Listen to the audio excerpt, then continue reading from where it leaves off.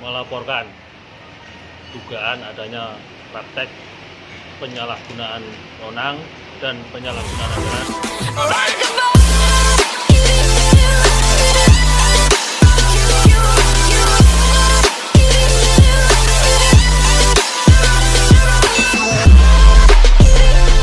Mantan Kades Banjarsari, Kecamatan Gabus, Kabupaten Pati, Jawa Tengah resmi dilaporkan di Kejaksaan Negeri Pati oleh Laskar Penjawi Nusantara, terkait dugaan penyalahgunaan anggaran dana desa yang dialokasikan di Bumdes semasa dia menjabat periode tahun 2014 sampai tahun 2020.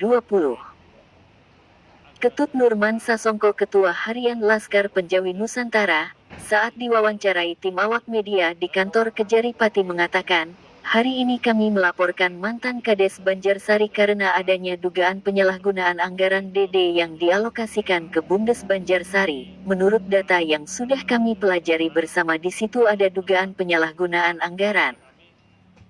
Sementara ini, berkas-berkas laporan sudah diterima oleh pihak Kejari Pati yang saat ini menunggu didisposisikan kemana terkait laporan kami ini oleh Bapak Kepala Kejaksaan Negeri Pati. Kami Laskar Penjawi Nusantara berharap perkara ini bisa ditangani secara serius dan juga transparansi, agar bisa berjalan sesuai dengan alurnya." Terkait agenda apa, Mas? Ya, terima kasih teman-teman awak media. Pagi ini kami dari Laskar Penjawi Nusantara, saya selaku Ketua Harian Laskar Penjawi Nusantara melaporkan dugaan adanya praktek penyalahgunaan wewenang dan penyalahgunaan anggaran terkait anggaran dana desa yang dialokasikan di Bumdes Desa Banjarsari periode 2014-2020. Sampai detik ini pun LPJ tidak ada, bahkan pembangunan waterboom itu sendiri menggunakan lahan sewa.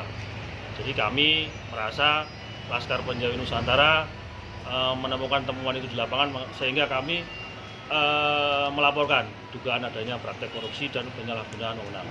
Itu ya. Oh, mantan Kades ya? Untuk mantan Kades Banjarsari periode 2014-2020, Bapak Edi Mardianto. Ya, tadi yang menemui sini. Tadi diterima oleh Bapak Kasubsi Kitsus untuk diarahkan. Surat aduan kami diterima Bapak Kajari yang nantinya disposisi biar Bapak Kajari yang menentukan. Itu ya. Sebelumnya sudah ada pelaporan? Belum, baru kali ini karena temuan baru kita temukan sekitar 2 minggu 3 minggu ini. Kemudian kita telaah, kita kumpulkan bukti. Mungkin kalau bukti masih kurang kan biar pihak kejaksaan yang mencari. Itu ya.